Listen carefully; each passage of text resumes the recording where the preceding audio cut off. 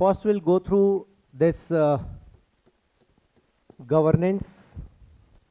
Then आपका first one is Indian society और इसके पहले justice. मैं सीक्वेंस में चल रहा हूँ. Justice, governance, Indian society, paper 1, paper 2, and there are certain relation with. अच्छा, बच्चे भी हैं टीम्स में ना. हाँ. And ethics, right. सो यहां और ऐसे कनेक्शन, एक कनेक्शन, दो कनेक्शन, 3 और 4, ऐसा आपका कनेक्शन यहां पर आपको दिखाई देगा. क्लियर है. सो आपके पास सिलेबस है तो अच्छी बात है, नहीं है तो आप निकाल लें. और आपको पाथ है इस एकेडमी के साइट पर जाएंगे, स्टडी मटेरियल का button and then syllabus and then UPSC, तो ये आपको दिख जाएगा. आई होप होना चाहिए.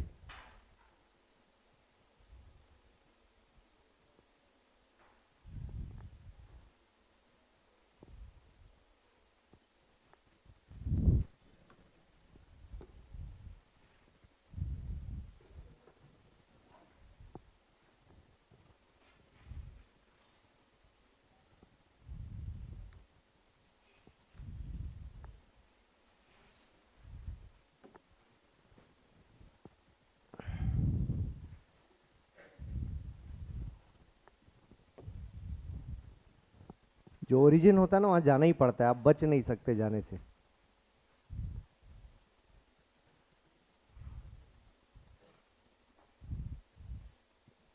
कितने लोगों ने आज तक नोटिस कभी देखा ही नहीं है? एनीवन? या किसी ने देखा है? ऐसे भी लोग, एनीवन देखा नहीं, पढ़ा है या नहीं? एनीवन नोटिस पढ़े हैं या नहीं? कभी किसी ने नहीं पढ़ा है? अच्छा, वेरी गुड. जिस एग्जाम को देना है उसका नोटिस तो पढ़ लो.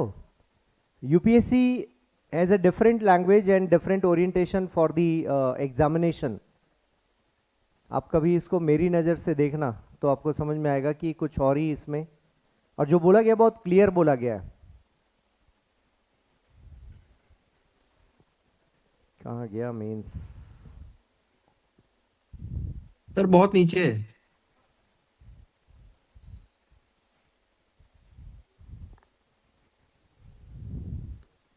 इसके जो टर्म्स, वो कंडीशंस है ना कि मेंस में क्या पूछ रहे हैं हम, प्री में क्या पूछ रहे हैं, वो सब इंपॉर्टेंट है आपके लिए.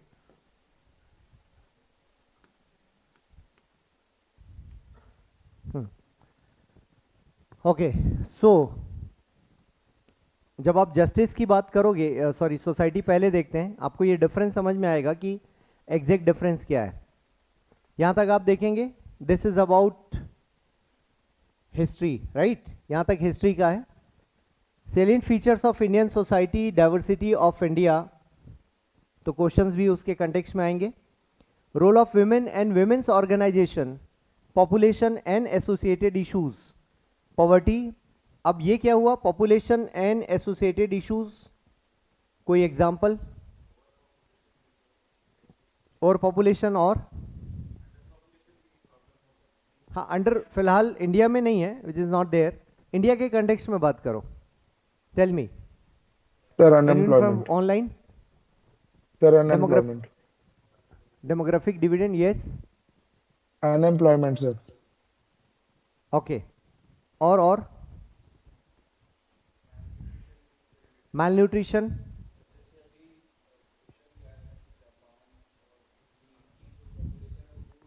shrink, हाँ, यस. सो हमारे यहाँ पर ओल्ड एजिंग भी एक बड़ा चैलेंज है. इसके ऊपर ऑलरेडी क्वेश्चंस आ चुके हैं. क्लियर है. सो डायनेमिक्स ऑफ पॉपुलेशन, और लिखा है सीधे सीधे पॉपुलेशन एंड एसोसिएटेड इश्यूज, लेकिन कंटेक्स्ट क्या रखना है आपको? कंटेक्स्ट क्या होगा? एसोसिएटेड इश्यूज बहुत सारे हो सकते हैं, लाइक ट्रैफिक जाम हो सकता है, क्राइम बढ़ सकता है. बट यहां पर क्या देखना है? सोसाइटल कंटेक्स्ट में ध्यान रखना है. मतलब सोसाइटी के कंटेक्स्ट में क्या बोल रहा है. Now poverty and developmental issues. So this term, particularly this developmental, has many connection, same time पर वो इकोनॉमिक्स में है, इंटरनल सिक्योरिटी में है, आपके पॉलिटी में है, गवर्नेंस में आएगा, जस्टिस में आएगा और ऐसे में भी आएगा. So you have multi connection with the developmental aspects. Now urbanization, इसका कनेक्शन बताएंगे किस सब्जेक्ट में? और इकोनॉमी एंड सोसाइटी में तो है, और ज्योग्राफी में है ना, मेन सब्जेक्ट आप बोल रहे हो. ज्योग्राफी ज्यादा सीनियर है रदर देन इकोनॉमी. ज्योग्राफी में ज्यादा जरूरत है. ज्योग्राफी में उसके कई डायमेंशंस है.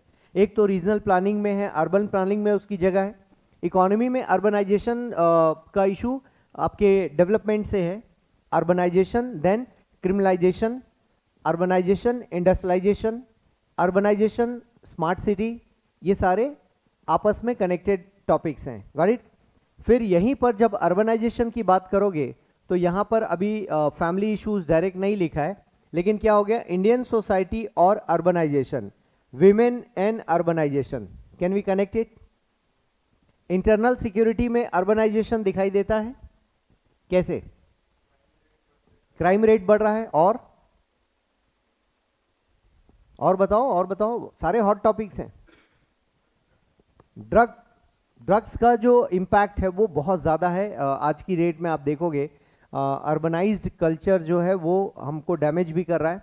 At the same time smart city की जब आप बात करते हो, सो एक रॉन्ग नोशन क्या है स्मार्ट सिटी का, that is only about infrastructure. But ऐसा नहीं है, वो इंफ्रा के लिए नहीं था, वो था फैसिलिटीज़ के लिए था. फैसिलिटीज़ जिसे आप इस्तेमाल कर पाए, फैसिलिटीज़ वो जो आपको एक सिविक सेंस दे पाए, ये बेसिक पर्पस था इसका. लेकिन वो गुम हो गया. अब जब अर्बनाइजेशन की बात करोगे तो आप क्या इसमें सुगम्य भारत जैसे स्कीम पर बात करना चाहोगे? What is that? किसके लिए है सुगम्य भारत? अच्छा, मीनिंग समझ में आ रहा है, उसका ओरिजिनल नाम यही है, ठीक है ना, सुगम्य भारत या फिर एक्सेस इंडिया. एनीवन? बोली, ये सब चीजें आप नहीं पढ़ रहे हैं तो फिर आप गलत डायरेक्शन में. सुगम्य भारत बहुत फेमस स्कीम है, किसी को ध्यान नहीं? अच्छा, बेसिकली है डिफरेंटली एबल्ड के लिए, ठीक है, उनका आना जाना ईज हो जाए, इसलिए सुगम्य भारत स्कीम को लॉन्च किया गया है.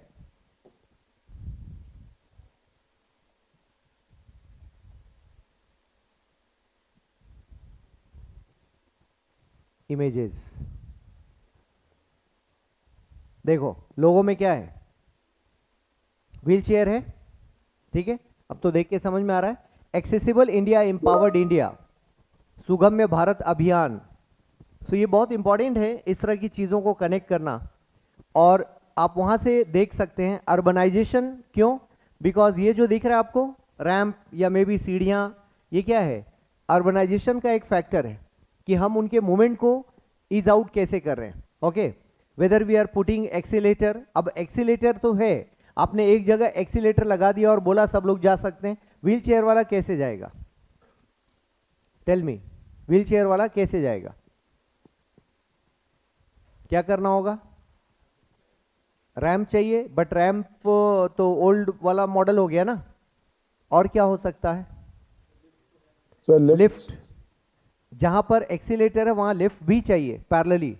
या फिर ट्रैवलेटर जो लंबा वाला लगता है आजकल, जहां से गुड्स मूवमेंट होता है ना, वहां पर लगा होता है कि आप एक जगह टिक जाओ और वो अपने आप आपको ऊपर ले जाएगा.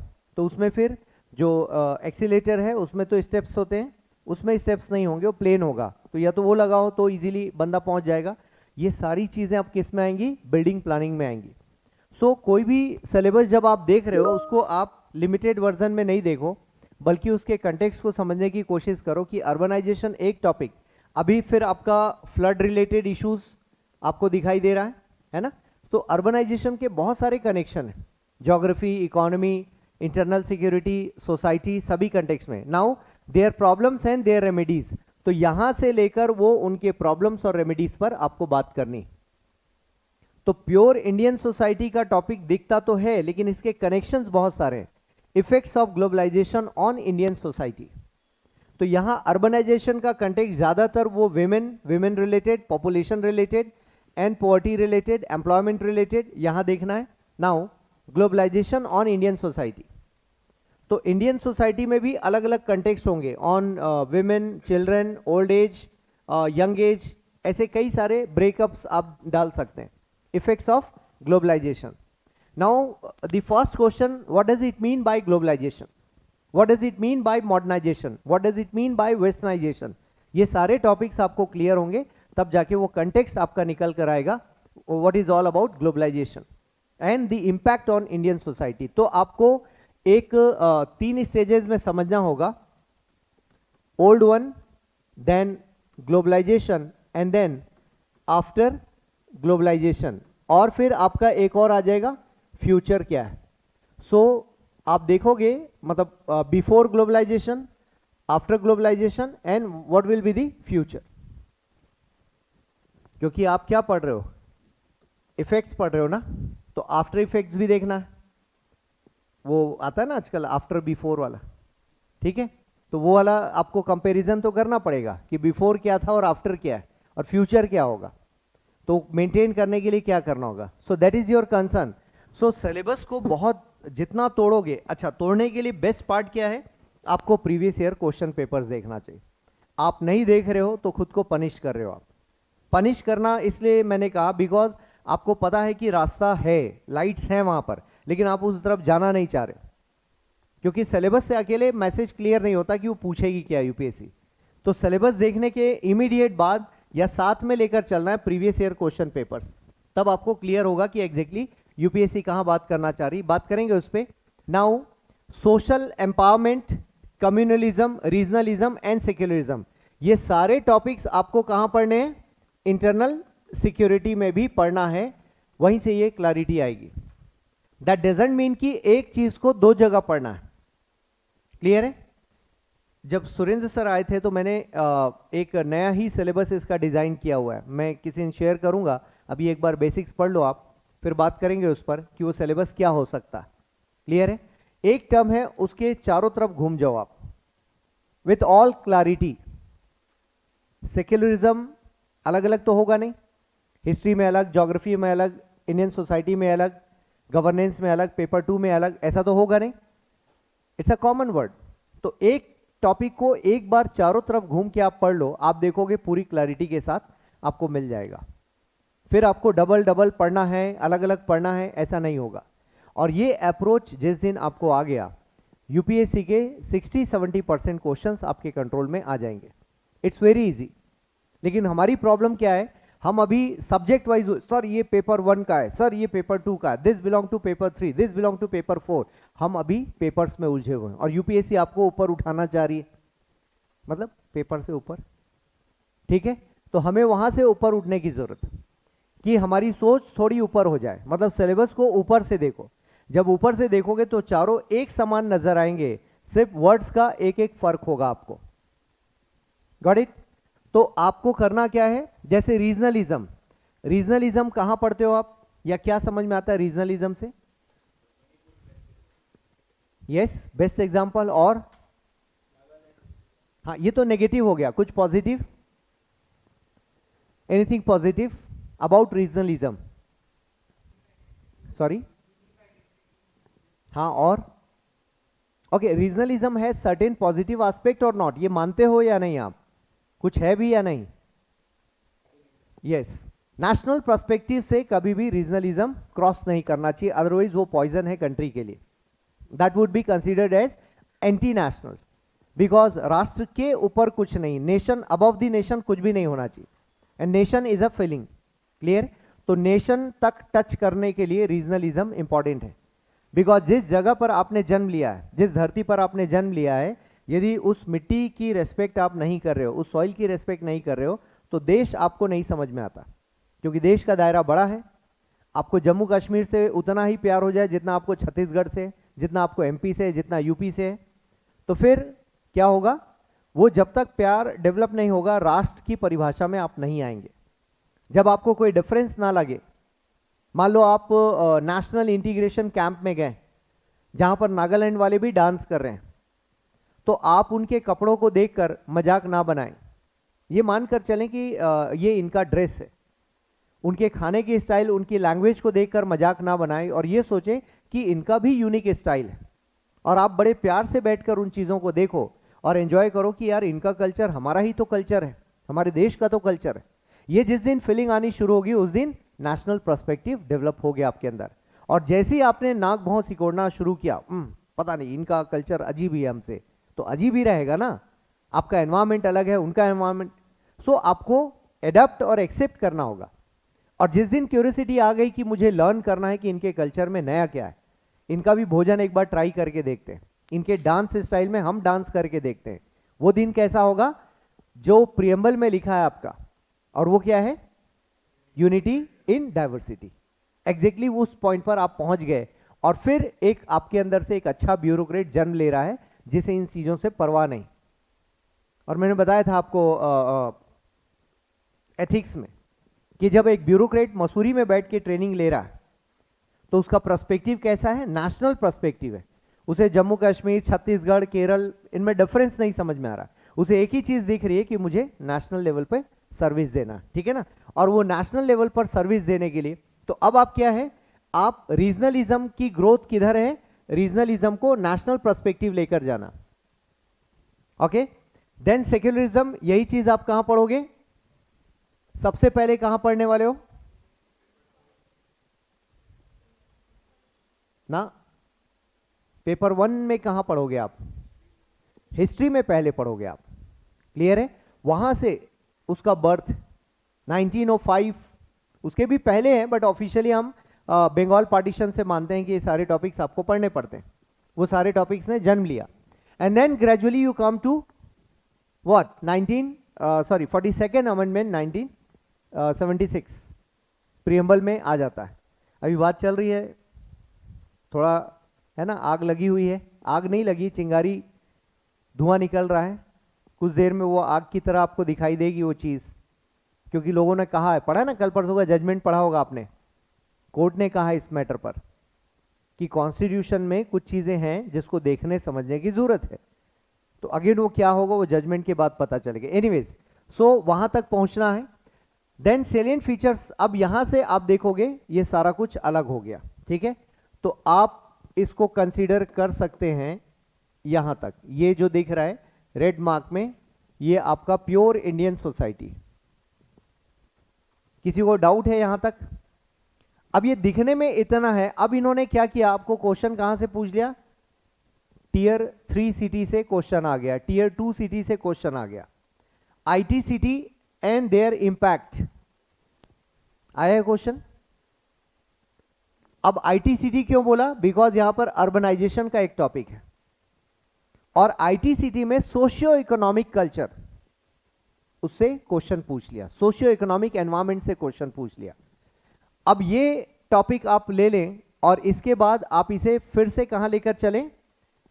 जस्टिस में लेकर चलते हैं। यहां तक क्लियर है? देखो कुछ टॉपिक्स आपको यहां पर भी दिख रहे हैं, कम्युनिज्म, कैपिटलिज्म, सोशलिज्म, ये दोबारा भी पढ़ोगे। सोशलिज्म पॉलिटी में पढ़ोगे आप, इकोनॉमी में पढ़ोगे, इंटरनल सिक्योरिटी में पढ़ोगे, फिर जब नक्सल प्रॉब्लम तो वहां पर भी पढ़ना है आपको, ऐसे राइटिंग में भी पढ़ोगे। यही चीज मैं कह रहा था कि सोशलिज्म क्यों ना इसको एक बार समझ लिया जाए सारे सब्जेक्ट्स के लिए। और जिस दिन हम लोग ऐसा पढ़ना शुरू करेंगे यूपीएससी में एक नया डायमेंशन आ जाएगा। फिर सब्जेक्ट वाइज नहीं देखोगे, टॉपिक वाइज देखोगे चीजों को, पेपर वाइज नहीं देखना है, टॉपिक वाइज देखना है। मैं अभी बाकी चीजों पर नहीं जाता, बाकी ये ज्योग्राफी का सिलेबस है। नाउ सोशल जस्टिस, इसका गवर्नेंस, कॉन्स्टिट्यूशन एंड पॉलिटी बोला, देन सोशल जस्टिस बोला, इंटरनेशनल रिलेशंस बोला। तो इसके सीक्वेंस में नहीं है सिलेबस, पहले पॉलिटी है, फिर गवर्नेंस है, देन जस्टिस है, देन आईआर है। Okay okay, what is the difference between constitution and polity? लिखा है तो कुछ तो बात होगी। एनीवन? ठीक है। हम्म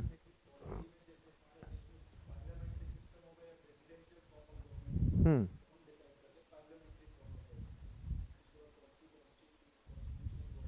हम्म ओके थोड़ा और मतलब काफी क्लोज आंसर है। एनीवन ऑनलाइन से कोई जवाब देना चाहेगा?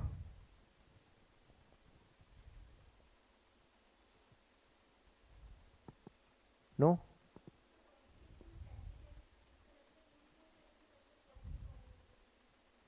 हाँ, स्टैटिक किस सेंस में है? अभी तो कल जुडिशियल में बोला बहुत डायनामिक है।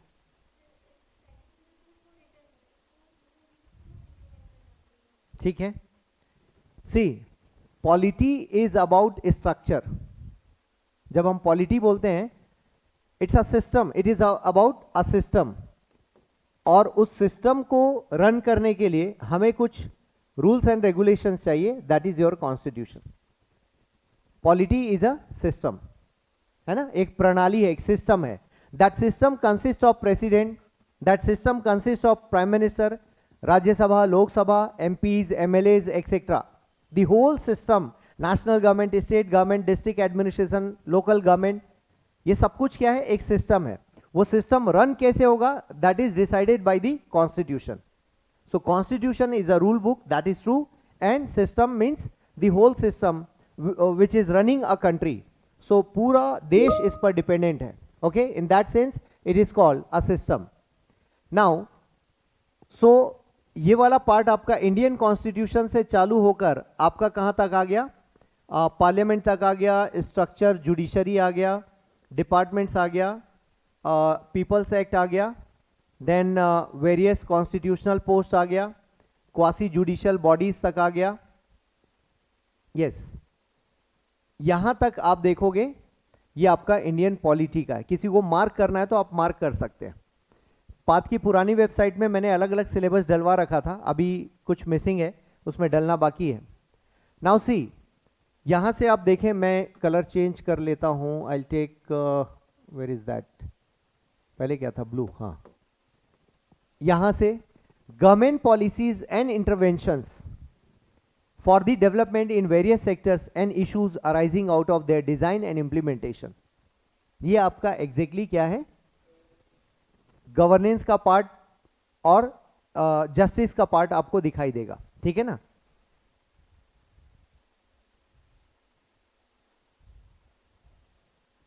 गवर्नेंस आपको क्लियर कट यहां से दिखाई देगा, ये। ठीक है, ये क्या है? आपका जस्टिस एंड गवर्नेंस के साथ।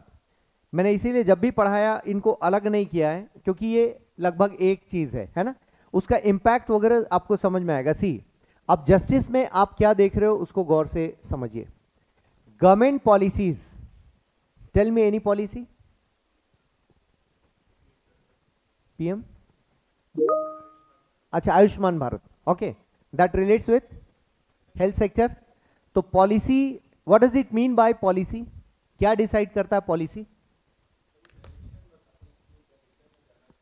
यस, डायरेक्शन बताता है, और क्या लिखा होगा उसमें? Public welfare. वेलफेयर से ज्यादा है वो, वेलफेयर तो हमारे ऑब्जेक्टिव्स में बचे, है ना। वेलफेयर डिसाइड हो गया हमारे ऑब्जेक्टिव में कि पब्लिक को फ्री में हेल्थ देना है। अब देना कैसे है वो हेल्थ पॉलिसी में लिखा होगा। Health policy is more about direction, health policy is about more about future of that segment, future of that department, कि वो बिहेव कैसे करेगा। रोल क्लैरिफिकेशन है उसमें, एग्जैक्टली करना क्या है। जैसे हम आने वाले दिनों में क्या रोबोटिक सर्जरी अलाउ करेंगे, वो मेंशन होगा उसमें। इससे क्या होगा, इस पॉलिसी डॉक्यूमेंट को पढ़ने के बाद रोबोटिक सर्जरी करने वाली कोई कंपनी डिसाइड करेगी कि भारत में हमें रोबोटिक सर्जरी में इन्वेस्टमेंट करना है या नहीं करना। Is it clear? जैसे गवर्नमेंट ने अभी एनएपी में बोला, नेशनल एजुकेशन पॉलिसी में, कि फ्यूचर के जो भी कॉलेजेस होंगे इंटर सब्जेक्ट अप्रोच पर चलेंगे। मतलब पता चला मैकेनिकल इंजीनियर वाला सेकेंड हाफ में जो क्लास करता है वो वर्ल्ड हिस्ट्री की क्लास में बैठा हुआ है। तो अब क्या करना होगा, जो इंस्टीट्यूशंस खुलेंगे उसको ये ध्यान में रखना पड़ेगा ना कि मेरे यहाँ मैकेनिकल इंजीनियरिंग की पढ़ाई होगी, पैरेलली मुझे हिस्ट्री भी चलाना पड़ेगा। और मान लो मेरे यहाँ हिस्ट्री नहीं है तो मुझे दूसरे क्लासरूम को लाइव लेना पड़ेगा जहां हिस्ट्री की क्लास चल रही होगी। ये अप्रोच किसमें है? नेशनल न्यू एजुकेशन पॉलिसी में। This is called policy. मतलब उस पॉलिसी डॉक्यूमेंट को पढ़ के सभी लोगों को अंडरस्टैंडिंग क्लियर हो जाती है कि गवर्नमेंट उसको आगे लेकर कैसे जाना चाहती। नाउ अब यहां से जो क्वेश्चन है, अब ये सेम पॉलिसी पब्लिक एड वाला भी पढ़ेगा, फिर सेम पॉलिसी PSIR वाला भी पढ़ेगा, और सेम पॉलिसी थोड़ा बहुत सोशियो में भी आपको पढ़ना। ये 3 सब्जेक्ट्स हैं जहां पर आप पॉलिसी के बारे में पढ़ेंगे।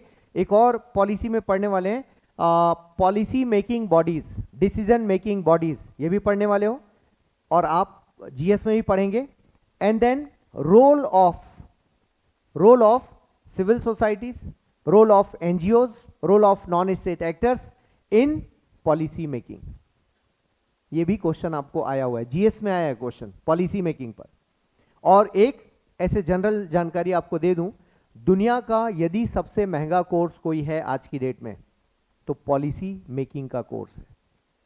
जब हार्वर्ड कैम्ब्रिज में सर्च करोगे ना पॉलिसी मेकिंग का, सबसे कॉस्टली कोर्स है वो। व्हाई?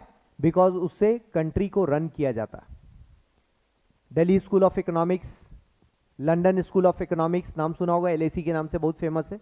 इन सभी जगह पर कौन पढ़ाई करते हैं? Policy makers.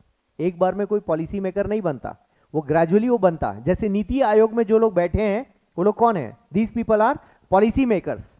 मिनिस्ट्रीज में जो लोग बैठे हैं वो पॉलिसी मेकर्स हैं। बट IAS के नीचे कुछ एक्सपर्ट्स बैठे होंगे। मान लो आपके पास डिग्री है policy management, policy strategy making, whatever, इन सब कोर्सेज को डायरेक्ट एंट्री मिलेगी ministry of finance, ministry NITI Aayog, इस तरह के मिनिस्ट्रीज में आपको बुलाया जा सकता, और वर्ल्ड के अलग अलग गवर्नमेंट में भी आप काम कर सकते हो। क्लियर हो रहा है? इतने डेप्थ में आपको GS में नहीं पढ़ना है जितना मैंने आपको बता दिया है। क्लियर है? घबराना नहीं है। So government policies and interventions for, किसका इंटरवेंशन? गवर्नमेंट का इंटरवेंशन। ओके, क्योंकि बिना इंटरवेंशन, इंटरफेरेंस नहीं बोला। So there is a difference between intervention and interference. क्या होगा डिफरेंस?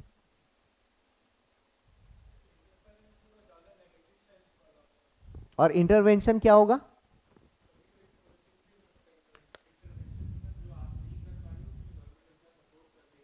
हाँ हाँ, वेरी नाइस। इंटरफेरेंस किसी चीज को रोकने के लिए हम कर रहे हैं, और इंटरवेंशन जब हम कर रहे हैं किसी को पुश करने के लिए, आगे बढ़ाने के लिए हम कर रहे हैं। सो गवर्नमेंट का रोल यही है, क्योंकि उसके जो नेक्स्ट वर्ड लिखा है वो क्या लिखा है? Got it?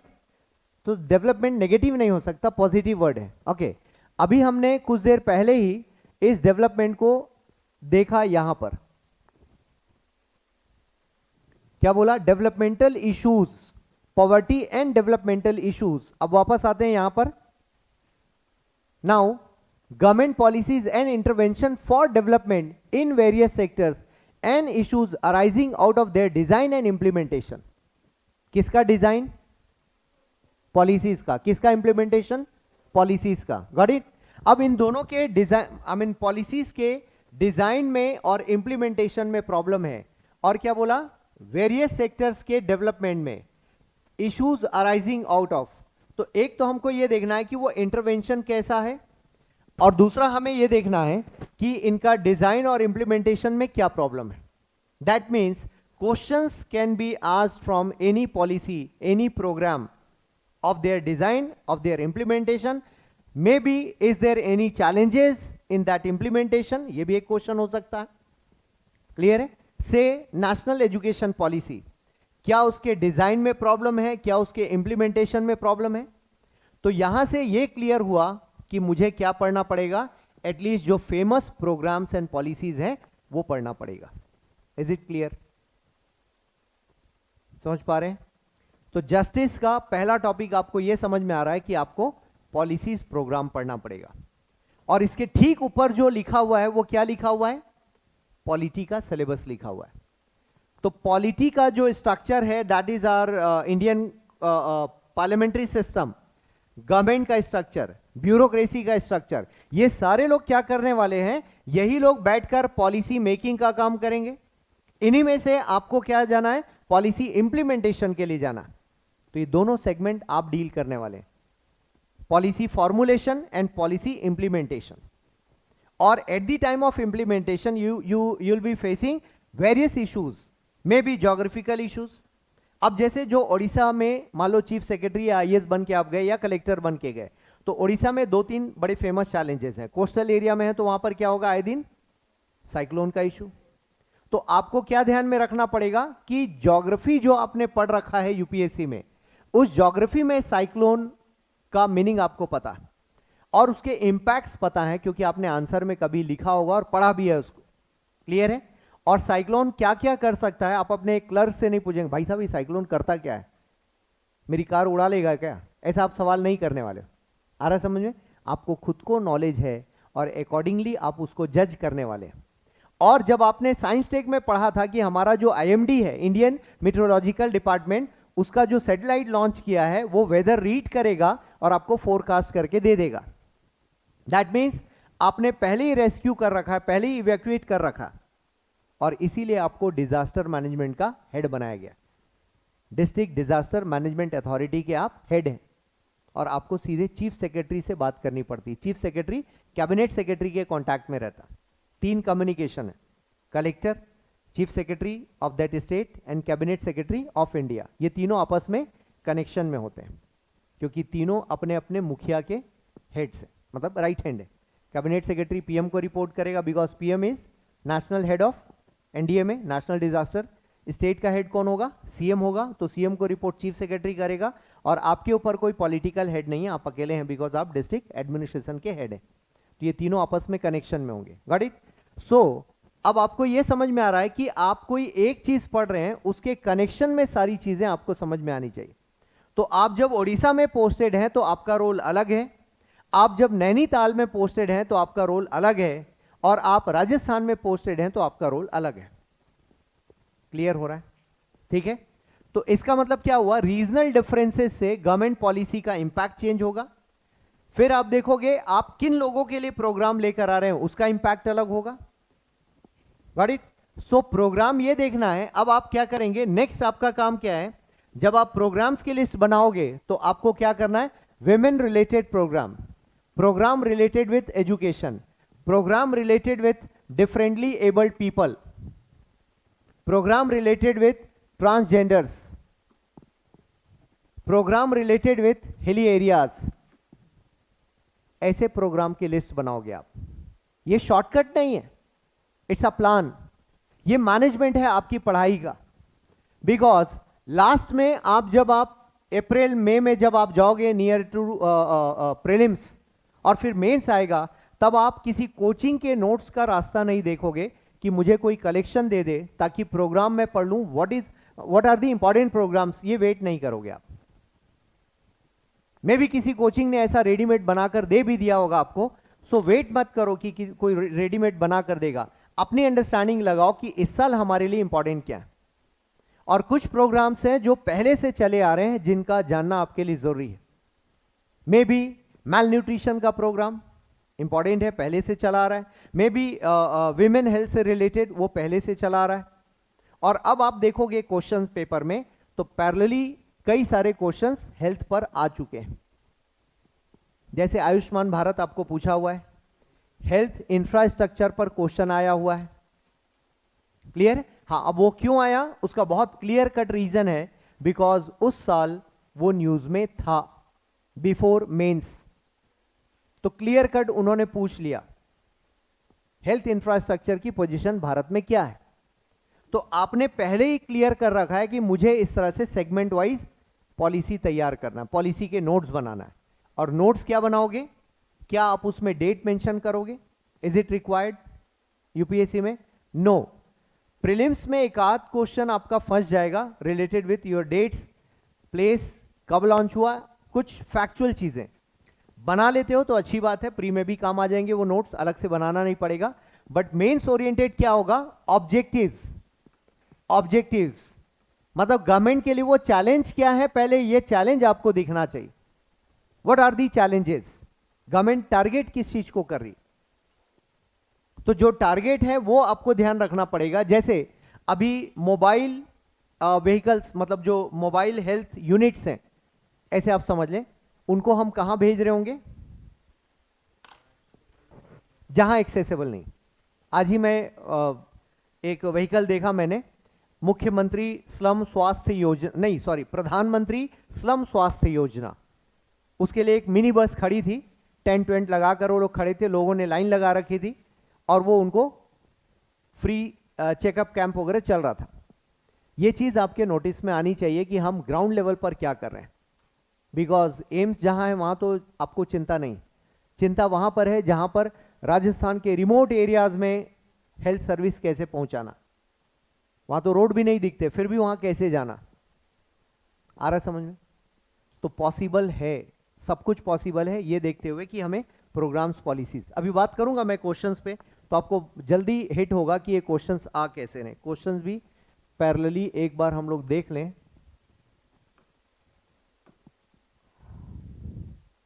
अभी डेवलपमेंट वाला पढ़ना है हमें।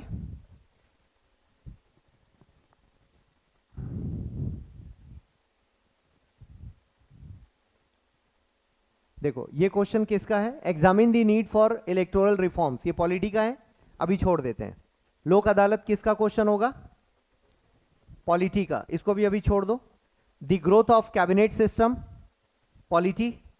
Then duty of CAG, again belongs to polity. Then analyse the role of local bodies in providing good governance at local level, ये भी पॉलिटी का है, अभी छोड़ दो इसको।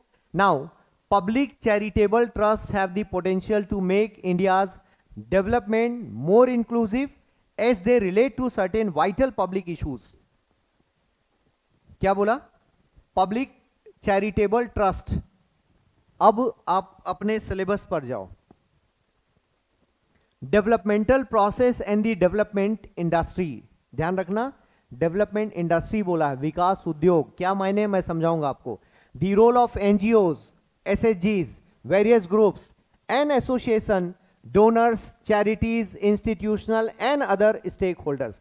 so donors and charities पर फोकस करो और वापस इस क्वेश्चन पर आओ, क्या लिखा है, public charitable trust have the potential to make India's development more inclusive. What is it mean by more inclusive, क्या हुआ ये मोर इंक्लूसिव जब बोला जा रहा है तो क्या मतलब है, ज्यादा लोग उस प्रोसेस में शामिल हो सके। Are you getting my point, ज्यादा लोग शामिल हो सकें। और ये पब्लिक चैरिटेबल ट्रस्ट क्या है, गवर्नमेंट है या सिविल सोसाइटी, क्या है ये, एनजीओज हैं, बोलो बोलो, आप बोलोगे नहीं तो समझ में नहीं आएगा आपको कितना क्लियर है। हाँ, टाटा ट्रस्ट है, मैंने पहले भी क्लास में आपको समझाया है। There is one act, Indian societies act, clear है, ये एक एक्ट है, हमेशा ध्यान रखो। इसके अंडर में आप कोई भी ऑर्गेनाइजेशन बुक कर सकते हो, उसी ऑर्गेनाइजेशन के थोड़े थोड़े डिफरेंसेस में उसको अलग अलग नाम दे दिया जाता है। ट्रस्ट, एनजीओ, ये दो नाम हो गए जो अक्सर आप सुनते हैं। इसके अलावा फाउंडेशन, मान लो जैसे रिलायंस फाउंडेशन, ये सब क्या है, ये भी एनजीओ की कैटेगरी में। ट्रस्ट और एनजीओ में डिफरेंस होता है, क्लियर है। उसका डिफरेंस ये है कि दोनों के क्लॉजेज में डिफरेंस है। अब जैसे एक तीसरा शब्द सुनते हो सोसाइटी, जैसे श्री महामाया एजुकेशन सोसाइटी, इसका मतलब उस सोसाइटी ने कोई कॉलेज खोला होगा या स्कूल खोला होगा। तो आप पूछोगे सर एनजीओ और इनमें क्या डिफरेंस है, उन्होंने क्लियरली डिफाइन किया अपने बायलॉज में कि हम एजुकेशन के लिए एक सोसाइटी बना रहे हैं। आपने डिफाइन किया होगा कि हम क्लियरली अपने बायलॉज में डिफाइन करेंगे कि हम एक चैरिटेबल इंस्टीट्यूशन बना रहे हैं, हमारा काम इनकम जनरेट करने का नहीं है, हम लोग फ्री में सर्विस देंगे, कोई डोनेट कर दिया तो बात अलग है। और तीसरा है रिलायंस का अपना फाउंडेशन होगा जहां से हम लोग कुछ फ्री वर्क करेंगे, चैरिटेबल वर्क करेंगे, इसमें कोई पैसा डोनेट कर दे चलेगा। तो अब मेरे सीएसआर का पैसा मैंने फाउंडेशन में दिखा दिया और यहां से मैं लोगों को फ्री में एजुकेशन दे रहा हूं। Is it clear? तो सारे ये जितने भी ऑर्गेनाइजेशन है एक ही एक्ट में बुक होंगे और इनका पर्पस क्या हो गया कि इनका रोल कहां पर पूछा जा रहा है, डेवलपमेंट में। इसका मतलब ये हुआ जैसे आपके फैमिली में आपकी जो फाइनेंशियल पोजीशन है उससे नीचे काफी लोग होंगे और आपके पेरेंट्स ने कभी कभार उनको पैसे दिए होंगे जिसका हिसाब नहीं रखा गया होगा, एक बार दिया तो गया और नुकसान सोच के उन्होंने नहीं दिया। जैसे मान लो बुआ की बेटी की शादी होने वाली है तो पापा जी ने बोला भाई 50,000 हमारी ओर से रख लो और सभी ने ऐसा मिलकर दिया होगा। दैट डजंट मीन कि हम उनसे पैसा वापस लेंगे, इंटरेस्ट में पैसा लेंगे। इससे क्या हुआ कि बिटिया की शादी हो गई, पता भी नहीं चला बर्डन का, बिकॉज सबने थोड़ा थोड़ा शामिल किए और मामला सॉल्व हो गया। ये देश के पहले से पुराणों में भी लिखा हुआ है कि दान दक्षिणा करो, क्योंकि सभी के पास इक्वल रिसोर्स डे वन से नहीं है। सोसाइटीज ने आके और उस डिफरेंस को बढ़ा दिया, हैव्स एंड हैव नॉट्स की कैटेगरी क्रिएट कर दी, किसी रीजन से वैसा हो गया। अदरवाइज हम सब जंगल में एक जैसे ही थे, धीरे धीरे कोई आगे निकल गया, कोई पीछे रह गया, और फिर जब सिस्टम आया तो सिस्टम ने और सिस्टम की पॉलिसीज की वजह से कुछ लोग पीछे रह गए, कुछ आगे बढ़ गए। तो अब यहां पर हमारा मानना क्या है कि डेवलपमेंट अकेले गवर्नमेंट का काम नहीं है। This is not the only job of government और not the only body for the development. अब इसमें कौन कौन आ गए? चैरिटेबल ऑर्गेनाइजेशंस आ गए, डोनर्स आ गए, और कौन आएगा? और कौन डेवलपमेंट में कंट्रीब्यूट करेगा गवर्नमेंट के अलावा? Who else? Self help group, अभी लिखा है ना वहां, तो सिविल सोसाइटीज और प्राइवेट ऑर्गेनाइजेशंस, एनजीओज, इन्हीं को आप क्या बोलोगे? एक और टर्म है non state actors. Non state actors के दो मीनिंग होते हैं, बताइए। यस, पेपर 3 इंटरनल सिक्योरिटी में जब आप पढ़ोगे नॉन स्टेट एक्टर्स तो वो टेररिस्ट ग्रुप कहलाएंगे, लेकिन जब आप पेपर 2 में पढ़ोगे तो यही एनजीओज या सिविल सोसाइटी कहलाएंगे। Is it clear? ठीक है, तो आपको जस्टिस में क्या पढ़ने बोल रहा है? जस्टिस में पढ़ने बोल रहा है development process and the development industry, the role of NGO, self help group, various groups, association, donors, charities. अब डोनर्स में और कौन आ जाएगा? Melinda Gates, Bill Gates foundation, charitable जितने भी ट्रस्ट हैं वो सभी आ जाएंगे इस कैटेगरी में। अब जैसे आपने सुना होगा मंदिरों में दान देते हैं लोग, तो आप दान क्यों देते हैं? भगवान ने कहा या पुराणों ने कहा? दोनों बातें हैं, पुराणों ने भी कहा और इंसान को लगा भी कि हमें देना चाहिए। और डोनेशन कैसा होना चाहिए? डोनेशन देते वक्त क्या होना चाहिए? क्या फिलॉसफी काम करती? हाँ जी, बिना रिटर्न का। और नंबर 2, फिलॉसफी पर बात कर रहा हूं मैं, डोनेशन की फिलॉसफी कैसी होनी चाहिए? वेरी नाइस, यही मैं सुनना चाहता था कि डोनेशन बोला जाता है, धार्मिक ग्रंथों में लिखा है कि आपका एक हाथ डोनेट कर रहा है तो इसको भी नहीं पता चलना चाहिए कि आपने कुछ डोनेट किया है।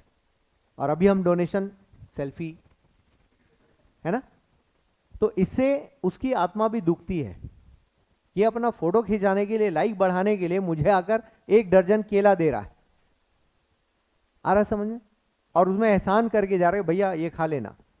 ठीक है, आपने दिया, अच्छी बात है, और उससे आने वाले लाइक्स और रील्स जो हम बनाते हैं डोनेशंस देकर, दैट इज रॉन्ग। ये इसका फिलोसॉफिकल एंगल हो गया, इसका इकोनॉमिक्स से कोई लेना देना नहीं। वो तो कह रहे हैं दो और जितना फोटो खिंचाना खिंचाओ, लेकिन रियल मायने में फिलॉसफी क्या है, या धार्मिक आस्था के तौर पर देखा जाए तो क्या है? डोनेट करना ही है तो ऐसे करो ना देने वाले को पता लगे ना देखने वाले को पता लगे कि आपने डोनेट कर दिया। और एहसान तो बिल्कुल मत करो कि डोनेट किया है, फिर तो उस डोनेशन का जिस पर्पस से आपने किया उसका सेंस खत्म हो गया।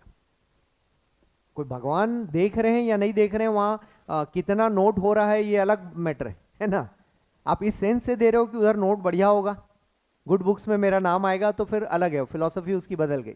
एनीवेज, तो आप देखोगे गवर्नमेंट का डोनेशन, सो गवर्नमेंट अकेले इस काम को नहीं कर सकती, इसीलिए आपसे वो बाय प्रिंसिपल मांगा जाता। और धर्म ने भगवान को ध्यान में रख के रूल नहीं बनाया, धर्म ने सोसाइटी को ध्यान में रखकर रूल बनाया, और यहीं पर आपके एथिक्स वापस काउंट होंगे। क्लियर हो रहा है?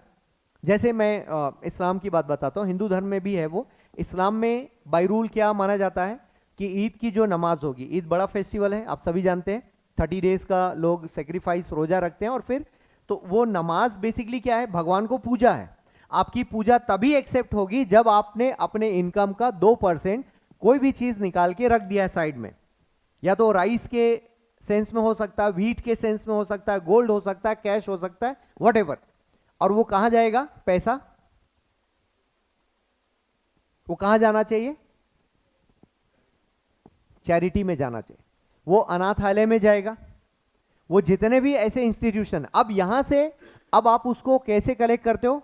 नहीं, ये सिर्फ मुस्लिम बच्चों के लिए जाएगा।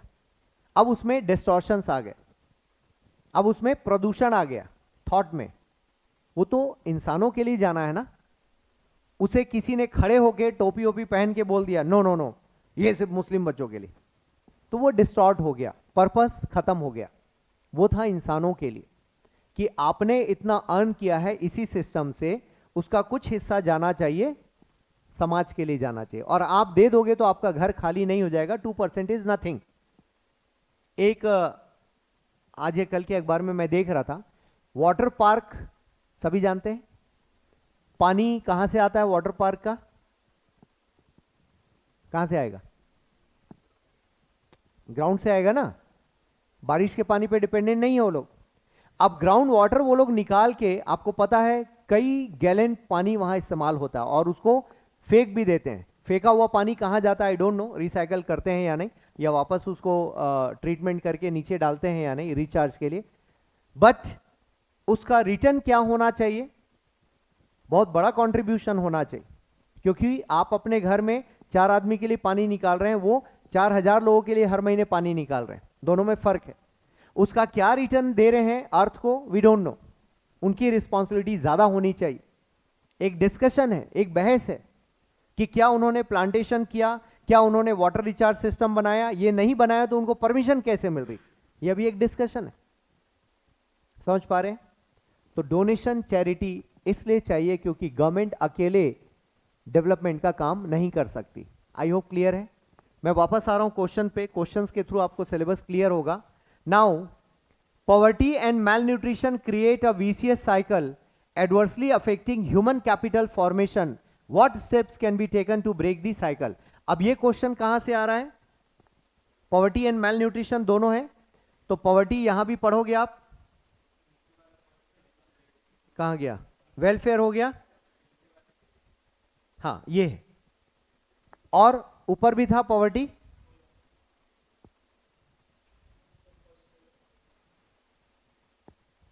Population associated issues poverty.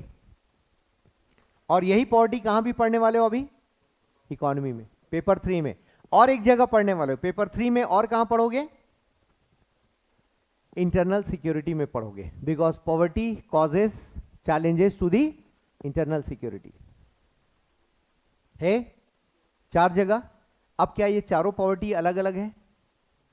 ना, सिर्फ कंटेक्स्ट अलग हो सकता है, उसका यूसेज अलग हो सकता है, अदरवाइज ये टॉपिक है कॉमन। मैं यहीं आपको लेकर जाना चाह रहा हूं कि ये कॉमन सेंस लगाओ। दिल्ली के बच्चों के पास टाइम नहीं है इतना कॉमन सेंस लगाने के लिए। कुछ लोग लगा रहे होंगे, आप लगा लोगे तो आप आगे निकल जाओगे। फ्रेंकली स्पीकिंग, एक टॉपिक को बेस बनाओ, पॉवर्टी पर ही सारे काम कर लो एक जगह पर। ये मत सोचो इकोनॉमिक्स का टॉपिक है, ज्योग्राफी का है, सोसाइटी का है। पॉवर्टी आपके लिए टॉपिक मींस टॉपिक होना चाहिए, और उसका 10 पेज 15 पेज में बनाकर एक बार रख लो। उसके कंटेक्स्ट अलग अलग लिख लो, इंटरनल सिक्योरिटी का कंटेक्स्ट, इकोनॉमी का कंटेक्स्ट। इकोनॉमी में आपको क्या पढ़ना पड़ेगा? What does it mean bye poverty, official definition पढ़नी पड़ेगी। तेंदुलकर समिति कमेटी है ना, ये पढ़ना पड़ेगा। फिर और भी लोगों ने उसमें रिकमेंड किया है। फिर प्लानिंग कमीशन की रिकमेंडेशन क्या है, नीति आयोग की रिकमेंडेशन क्या है, टेक्निकल पॉवर्टी पढ़ना पड़ेगा वहां पर। जब आप पॉवर्टी यहां पढ़ोगे तो अभी आपने प्रोग्राम की शक्ल में देखा, poverty and malnutrition create a vicious cycle. अब ये इकोनॉमिक्स में भी पूछा जाता तो वही आंसर होता। तो आपको यह देखना पड़ेगा टर्म क्या इस्तेमाल हो रहा है, उसके अकॉर्डिंग आप डिसाइड करो कि आपका नोट्स कैसे बनना चाहिए।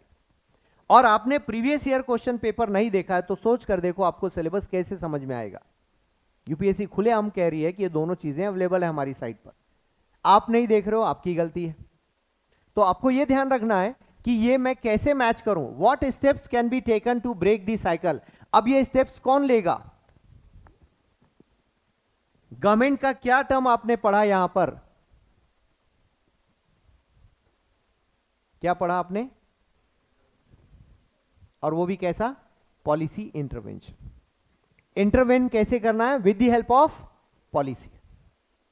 क्योंकि गवर्नमेंट का अप्रोच नहीं हो सकता ना कि उन्होंने 4 आदमी को ठंड में सिकुड़ते हुए देखा प्लेटफॉर्म के बाहर और कहा इनको कंबल दो, फिर रास्ते में देखा इनको भी कंबल दे दो। नो, ये आप कर सकते हो, कॉमन मैन कर सकता है, बट गवर्नमेंट एक ब्रॉडर पिक्चर में चीजों को देखती, बड़े कैनवास में देखती है कि हम सारी प्रॉब्लम्स दूर कैसे करें।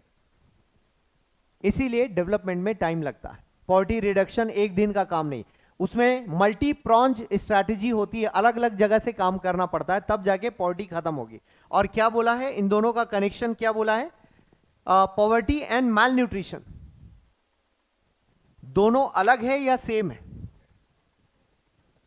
अलग है बट इंटरकनेक्टेड है।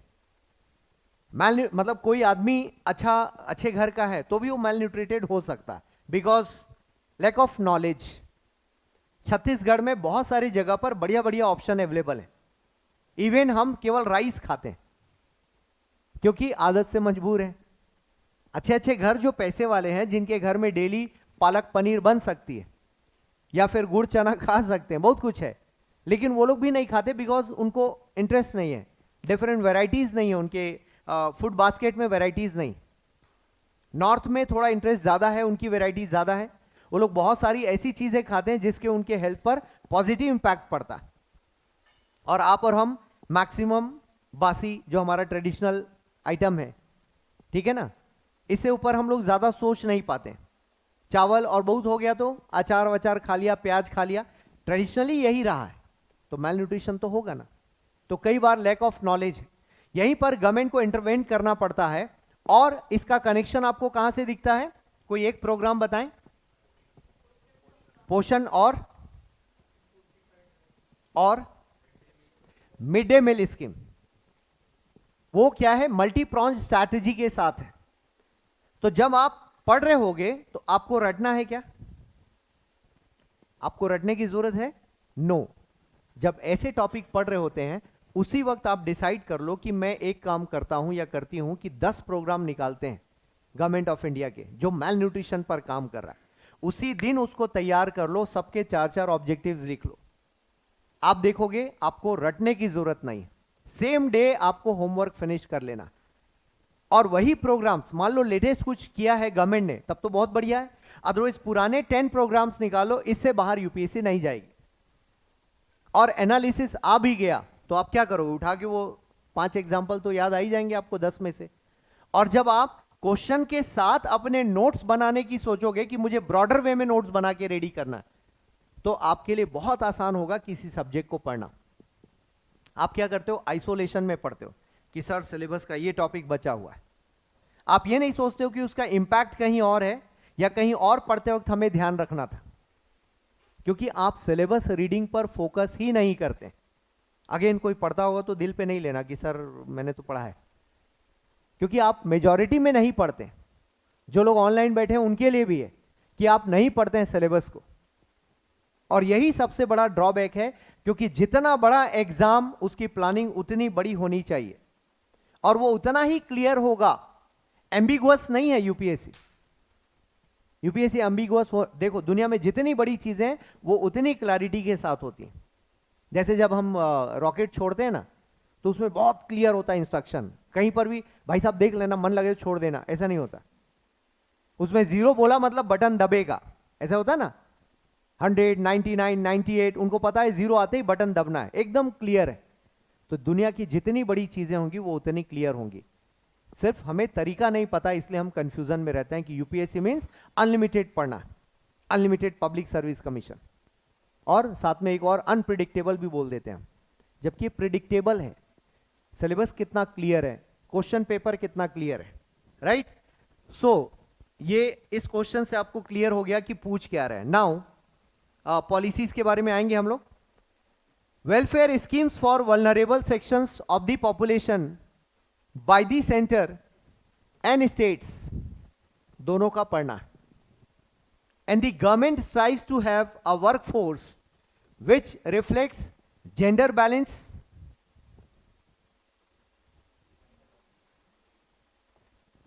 हाँ ठीक है, इसी का है। And women candidates are encouraged to apply. Clear हो रहा है? कनेक्शन समझ में आ रहा है? एक तो वेलफेयर स्कीम बोला, किसके लिए? पर्टिकुलरली वल्नरेबल सेक्शंस के लिए। Compassion towards weaker section, paper 4 में पढ़ा है। तो कंपेशन आपके इंटरनल एस्पेक्ट्स हैं, that is your own. But government जब बनाएगी तो क्या बनाएगी? गवर्नमेंट वेलफेयर स्कीम्स बनाएगी। तो आपके अंदर कंपेशन होना चाहिए, गवर्नमेंट की वेलफेयर स्कीम्स, और आपका जो मैकेनिज्म है, ये तीनों मिलकर प्रॉपर इंप्लीमेंटेशन करेगा। मान लो स्कीम है, वेलफेयर स्कीम है, मैकेनिज्म है, आपके अंदर कंपेशन नहीं, तो आप एग्जैक्टली उसको दिल से नहीं पहुंचा पाओगे। Compassion can not be measured. इसका मेजरमेंट नहीं है ना कि कितने दिल से किया, साहब हो गया ना, देखो मैंने रिजल्ट दे दिया, बट स्टिल हम कंपेशन को मेजर नहीं कर सकते। That is our limitation. इसीलिए क्या बोला गया? आपके अंदर से वो चीज आनी चाहिए। सिंपैथी, एम्पैथी, कंपेशन, आपका एटीट्यूड आपके अप्रोच में है या नहीं, आपका एप्टीट्यूड है या नहीं, काम करने की इच्छा है या नहीं, आपके माता पिता ने वो वैल्यूज दिए या नहीं, वैल्यू सिस्टम है या नहीं, एंड लास्ट में करप्शन फ्री माइंडसेट। क्योंकि गवर्नमेंट सारे करप्शन को चेक कर पाए ऐसा मैकेनिज्म भी नहीं है। इसीलिए गवर्नमेंट उम्मीद करती है कि एथिक्स टाइप का आपका बिहेवियर हो, पेपर 4 जैसा आपका बिहेवियर हो, सो दैट ये वेलफेयर की स्कीम्स आप प्रॉपर इंप्लीमेंट कर पाए। ये गवर्नमेंट का अप्रोच है। आई होप क्लियर है। ठीक है, मैकेनिज्म भी चाहिए, और वो मैकेनिज्म कहां पर है? गवर्नमेंट का structure, political structure, administrative structure, NITI Aayog, ये सब मैकेनिज्म है आपके। इसी बीच हमें हेल्प किसकी लेनी है? हेल्प एनजीओस की लेनी है, सेल्फ हेल्प ग्रुप की लेनी है, चैरिटेबल इंस्टीट्यूशंस का लेना। क्लियर है? And government strives to have a workforce which reflects gender balance and women candidates are encourage to apply. अब ऐसे लोग ज्यादा से ज्यादा होने चाहिए। ये कैसे होगा? जैसे सेल्फ हेल्प ग्रुप ओरिजिनली आप देखोगे ये विमेन एसोसिएशन है, 10 to 15 विमेन्स आर देयर। अब ये होंगी, ग्रुप में होंगी, तो ये लोग काम भी करेंगे, और उसका इंपैक्ट ज्यादा भी है, क्योंकि आप देखोगे जो चैलेंजिंग एरियाज हैं हमारी सोसाइटी में, ज्यादातर विमेन और चिल्ड्रन का है। ऐसा ट्रेडिशनली घरों में भी हमने क्या माना? मम्मी जो है वो दादा दादी की सेवा करेंगी, बिकॉज वो घर में है, ऐसा हुआ है। अब ठीक है, अब कॉन्सेप्ट चेंज हो रहे हैं, लेकिन स्टिल हम महिलाओं को हमने उसी नजर से देखा या समझा, या हमें बताया गया पुरानी जनरेशन। जरूरी नहीं कि आज भी ऐसा हो, बट ट्रेडिशनली ऐसा सोसाइटी ने देखा, विच इज समवेयर रॉन्ग। लेकिन उस वक्त यही माना गया, चूंकि मम्मी घर में है, महिला घर में है, तो घर में रहने वाले सभी लोगों की वो सेवा करेंगी। बच्चे और बूढ़े घर में हैं, उनकी सेवा के लिए माना गया। लेकिन अभी अप्रोच चेंज हो गया। अभी जेंडर बायसनेस नहीं है, जो भी हो वो सभी केयर करें, और जब केयर नहीं हो पा रही है तब हमें एजेंसीज डेवलप करना। और वो गलत है या सही एजेंसीज डेवलप करना?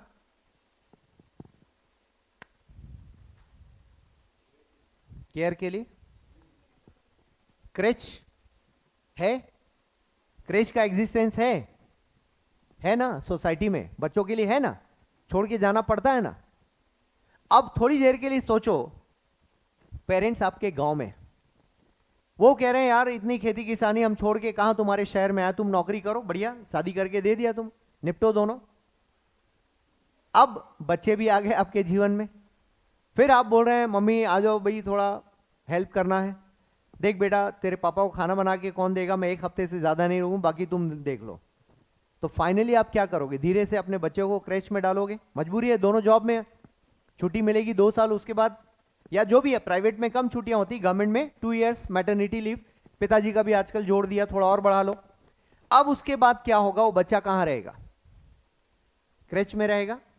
आपको अपने पेरेंट्स ने क्रेच में नहीं रखा क्योंकि वो दिन भर घर में थे, या उनके यहां सुविधा थी, या ज्वाइंट फैमिली थी।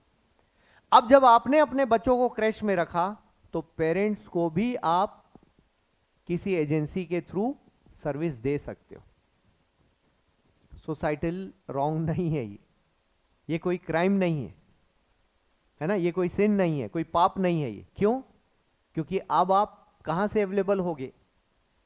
आप मैक्सिमम क्या कर सकते हो? पेरेंट्स को अपने घर पे रख सकते हो, लेकिन आप तो फिर भी जॉब में है ना।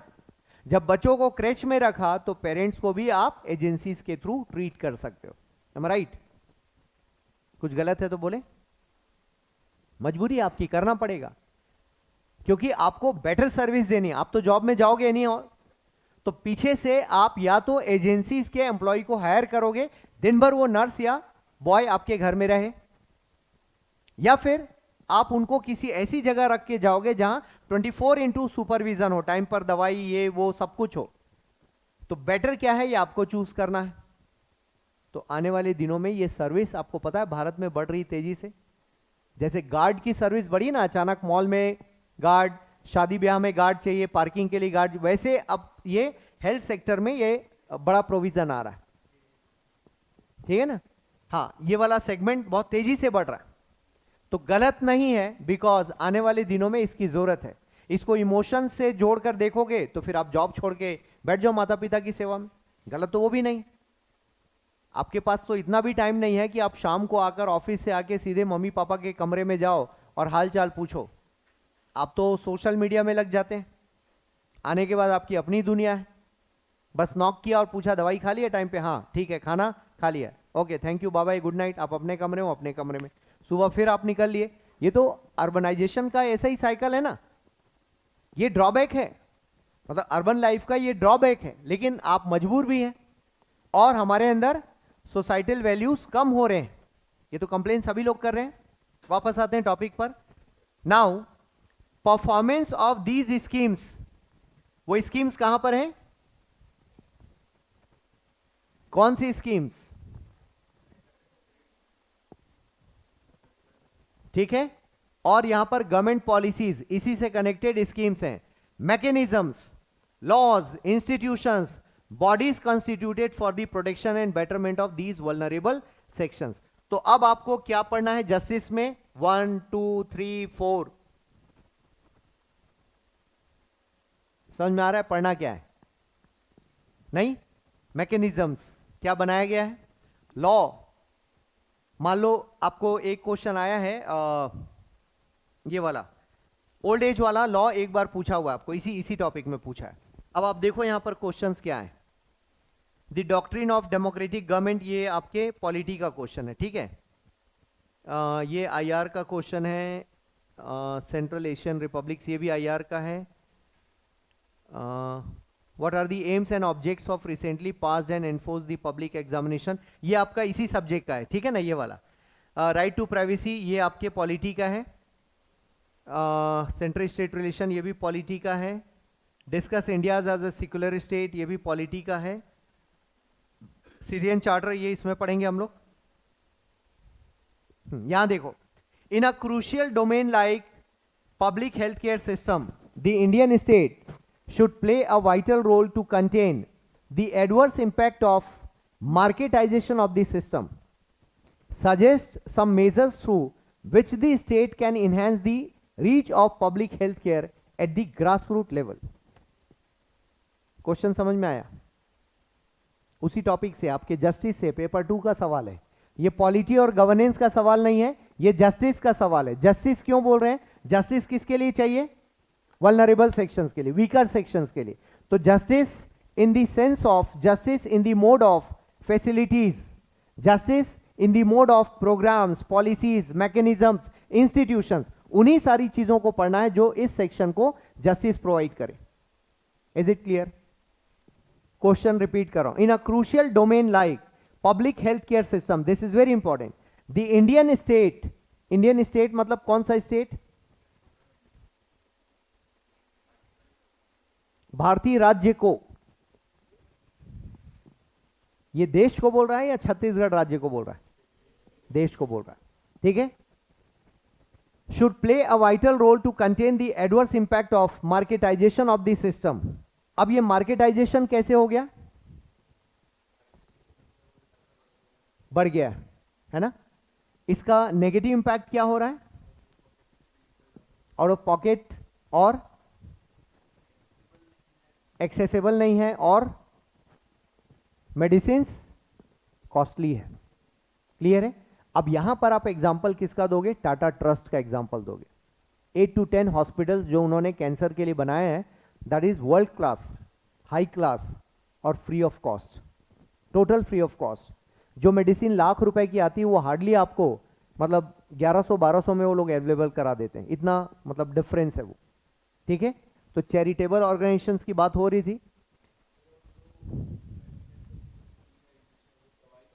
दवाई भी बेच रहे हैं, जन औषधि केंद्र।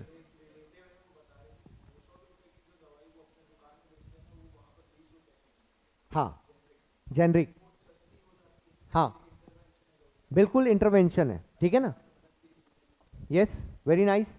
एग्जाम्पल देखो, आपके चारों तरफ वो एग्जाम्पल्स दिख रहे हैं, आप पढ़ भी नहीं रहे हो तो एक यूपीएससी एस्पिरेंट का जो ऑब्जर्वेशन है वो अच्छा होना चाहिए कि जैसे जेनरिक दिखा आपको घुस जाना है कि भाई साहब क्या आप करते हो। कुछ प्रैक्टिकल नॉलेज भी लिया करो, कई बार आप देखोगे आपका आंसर बहुत इंप्रोवाइज कर जाएगा। कई बार क्या हम रूम में बैठे बैठे वही वही पढ़ पढ़ के बोर हो जाते हैं। एक बार किसी जेनरिक मेडिसिन में चले जाओ, आप इतने ही पूछ लो कि भैया ये दवाइयाँ आती कहाँ से। मान लो आप महंगा बेचो तो क्या होगा, तो बोलेगा नहीं हमको बिल दिखाना पड़ता है।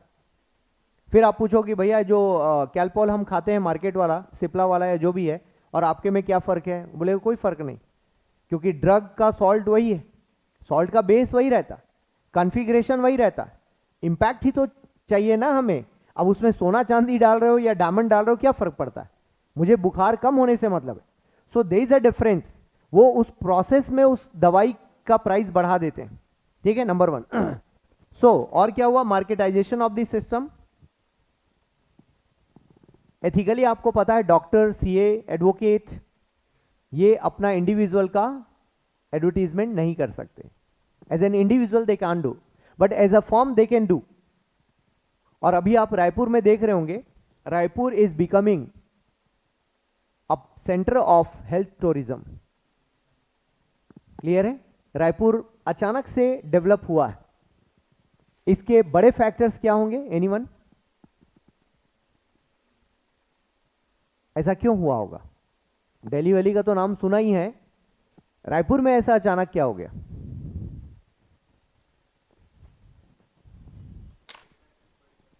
प्राइवेट प्रैक्टिस एंड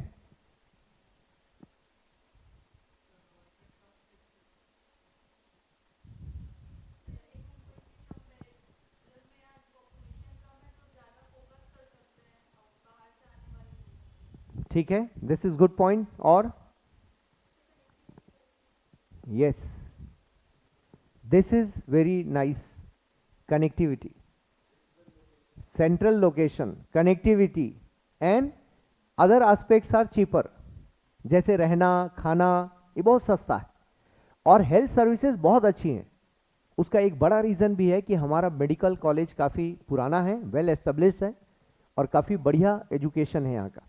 ओके, दूसरी चीज़ क्या हो रही है कि आप देखोगे गवर्नमेंट जो इंटरवेंशन, अगेन एम्स, ठीक है, फिर चैरिटेबल मोड पर नया रायपुर का जो हॉस्पिटल है, हार्ट वाला जो हॉस्पिटल है, बच्चों का इलाज हो रहा है, काफ़ी बाहर से लोग आ रहे हैं, स्पेशली पाकिस्तान का कनेक्शन काफ़ी बढ़िया है। पाकिस्तान क्यों? सिंध कम्युनिटी के कारण, शादानी दरबार, यहाँ से हर साल वो लोग आते हैं, फैब मार्च में उनका मेला लगता है, यहाँ से मैसेज बहुत क्लियर जाता है कि हेल्थ सर्विसेज बढ़िया है। तो छत्तीसगढ़ सेंट्रल इंडिया का एक बढ़िया रोल प्ले कर रहा है, और इत्तेफाक से हमारे डॉक्टर्स, हमारा जो बिहेवियर है रायपुर में बहुत ज़्यादा मतलब कमर्शियल नहीं हुआ है। पैसे तो चाहिए सबको, बट बहुत ज़्यादा कमर्शियल नहीं हुआ है। प्यार मोहब्बत से हम थोड़ा काम कर लेते हैं, मारपीट और ये इस लेवल पर बहुत ज़्यादा नहीं गया है। लूट मचा रखा हो ऐसा भी बहुत ज़्यादा नहीं, थोड़ा तो है, बट क्वांटिटी में वैसा नहीं है कि आप घुसे और पता चला कि आपका ये इधर का किडनी निकाल लिया और बोले जाओ भैया हो गया आपका काम। ऐसा वाला सिस्टम हमारे यहाँ नहीं। तो the faith system which is very nice. और छत्तीसगढ़ के लोगों की इमेज कैसी है? सीधे लोग हैं, ईमानदार हैं, टू द पॉइंट चलते हैं, ऐसा। ठीक है, वापस आते हैं। हाँ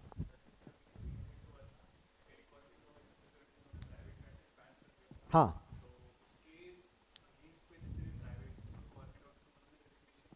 हाँ हाँ, अगेंस्ट चला गया, नहीं बिल्कुल अगेंस्ट चला गया। ये आपके नोटिस में आया, दैट इज गुड वन, ये होना भी चाहिए, क्योंकि अभी क्या हो रहा था, वो लोग प्राइवेट प्रैक्टिस कर रहे थे पैरेलली, तो गवर्नमेंट वाले में कम, प्राइवेट में ज़्यादा ध्यान है, तो इसका लॉन्ग टर्म में बैड इंपैक्ट पड़ेगा। ठीक है ना, हमें इसको कोशिश करनी चाहिए, जो रूल है वो रूल है ना, सिस्टम से चलना होगा। तो आप नोट कर सकते हैं, इसको मेंशन भी कर सकते हैं। So I hope marketization clear, suggest some measures through which the state can enhance the reach of, reach बोला है तो क्या करना होगा हमें?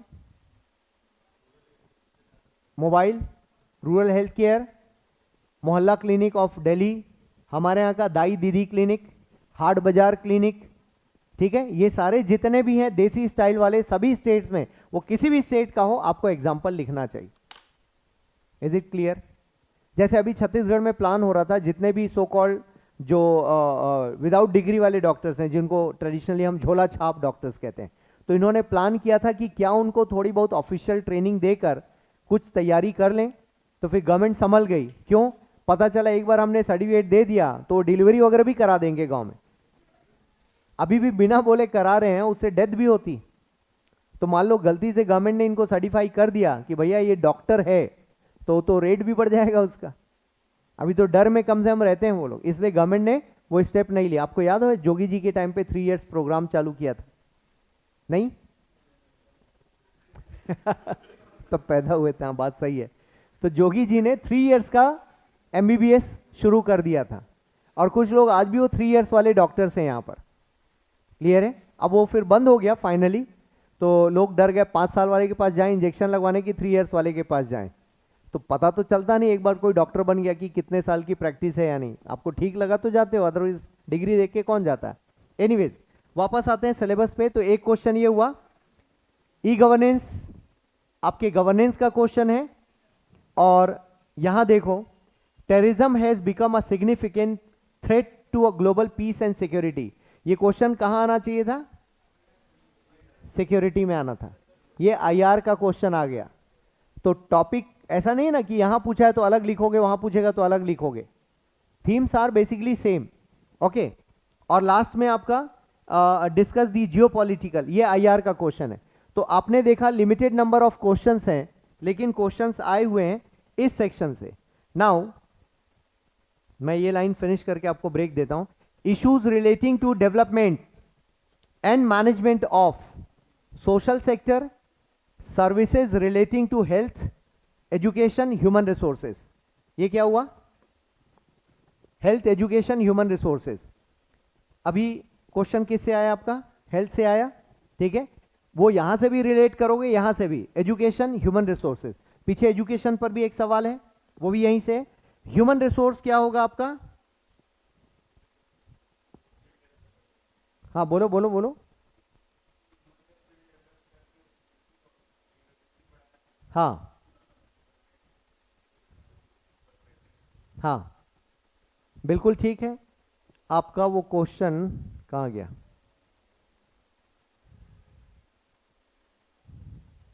कहीं तो आया है।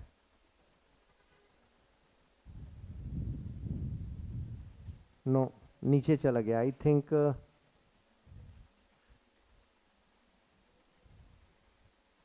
This one.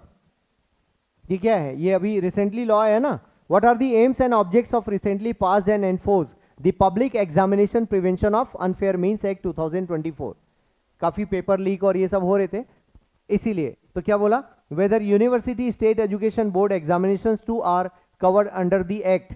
तो एक तो ये बताना है, दूसरा सिंपल उस लॉ के बारे में, क्योंकि ये रिसेंटली आया हुआ है तो इसका एनालिसिस नहीं पूछा है, ज्यादातर क्या पूछा है? फैक्ट्स पूछा है। ये क्या है क्वेश्चन? ऐसे तो प्री में आता है ना, university state education board are covered और नॉट, ये प्री में पूछा जाता है, मेंस में नहीं है। मतलब यूपीएससी इतना स्ट्रेट फॉरवर्ड नहीं पूछती है। लेकिन ये क्या है, तभी पास हुआ था जब ये मेन एग्जामिनेशन हो रहा था, तभी पास हुआ था। अब आप देखो, आप फिर से यहां पर आओ, क्या बोला? Human resource, education. तो आपको ये ध्यान देना है कि सिलेबस में क्या लिखा और questions, and finally issues relating to poverty and hunger. Is it clear? और ये सेम इशू आप कहां भी पढ़ते हो? इकोनॉमी में भी पढ़ते हो आप। आपको इंडियन सोसाइटी में भी पढ़ना है, पेपर 2 में भी पढ़ना है, और इकोनॉमी में भी 1, 2, 3 लोकेशंस पर आपको पढ़ना है। और ये सेम इशू आपके इंटरनल सिक्योरिटी में रीजन के तौर पर जाएगा, poverty and hunger can create challenges to the internal security. Syllabus की क्लैरिटी है? ब्रेक लीजिए, कुछ क्वेश्चंस फिर देखेंगे, then will move forward to the governance.